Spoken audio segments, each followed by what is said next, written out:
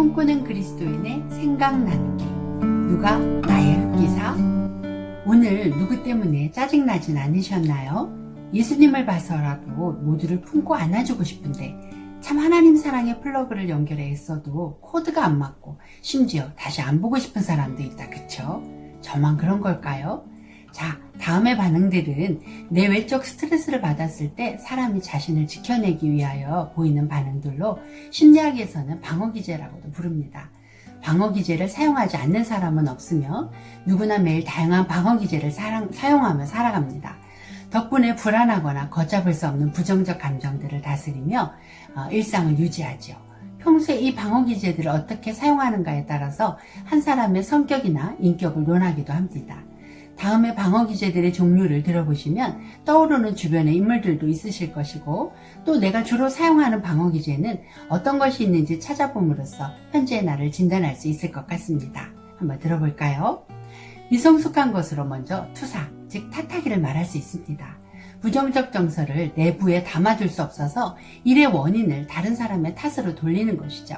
자신의 실수나 현실을 받아들이지 않고 타인 때문이나 환경 때문에 생긴 일이라고 여기며 자신은 그 일에 대하여 책임을 지지 않고 자유로워지는 거죠.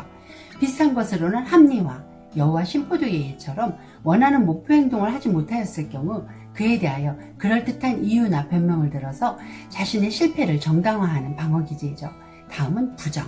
이것은 처음부터 그런 일이 없었다고 여기며 부정하는데, 이것은 알면서 감추는 거짓과는 다르게 스스로 인식하지 못하고 상황을 잠시 잊는 것이죠.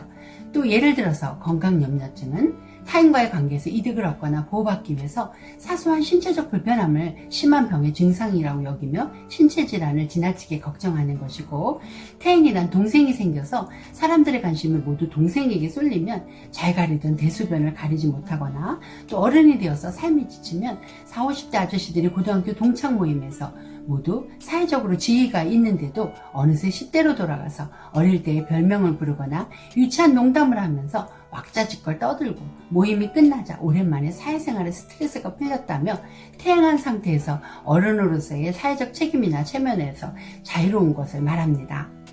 또 신체화를 들 수 있는데, 이것은 갈등이 심한 부모 밑에서 자라는 10대 초반의 아들이 이유 없이 머리가 아프다며 조퇴를 반복하는데 아무리 검사해도 별다른 이유가 없는 것이 전형적인 신체화입니다. 건강, 염려증과는 달리 심한 병에 걸렸다고 걱정하지는 않으며 신체 증상에 대한 통증과 불편함만을 호소하죠. 몇 가지는 살펴봤는데 어떠세요? 우리 주변 인물 중 누가 떠오르시나요? 나는 주로 무엇을 사용하나요? 위의 방어기제들을 너무 자주 사용해서 자신을 방어하는 사람들을 겪다 보면 좀 답답하시죠. 또 스스로의 모습 속에서 이것들이 보일 때 자책을 하게도 됩니다. 그래서 이를 고쳐보려고 하지만 좀처럼 쉽지 않습니다.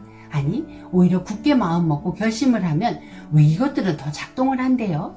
이유는 이것들을 우리가 작정하고 사용하는 게 아니라서 말이죠. 그런데 이것들이 무장해제가 될 때가 있습니다. 언제인지 알려드릴까요?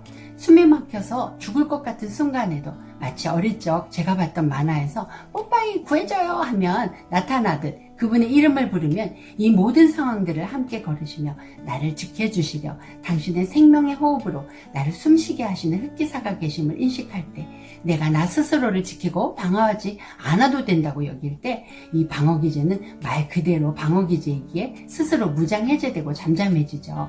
당황스럽고 어려운 현실은 그대로인데도 밀려오는 이 평안함과 기쁨은 뭐래요? 평안하십니까? 알파와 오메가, 처음과 나중 되시는 영원한 우리의 요새여 산성 되시는 나의 방어자, 흑기사 되신 예수님의 이름을 불러보세요. 예수님! 놀랍게 감사하고 있는 제 자신을 발견하게 되더라고요.